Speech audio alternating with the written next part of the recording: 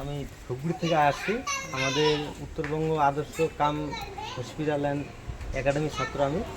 আজকে আমাদের এখানে একজন পেশেন্ট উপস্থিত আছে। স্মার্ট থেরাপি হচ্ছে। তো মাটি হচ্ছে প্রাকৃতিক চিকিৎসার একটা অমূল্য উপাদান।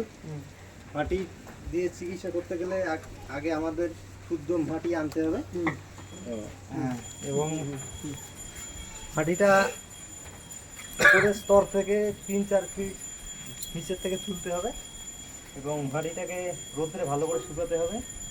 এরপরে শুদ্ধ জল এবং ফিটকারি দিয়ে মেশাতে হবে।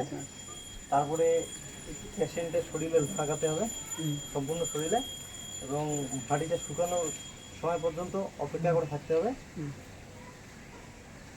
মাটি দিয়ে অনেক রোগের চিকিৎসা হয়, প্যারালাইসিস, ব্যথার রোগ এবং আরও অন্যান্য রোগ আর কি। তো মাটি নিয়ে বললে তো সারাদিনও শেষ হবে না আর কি, এইটুকুই বললাম।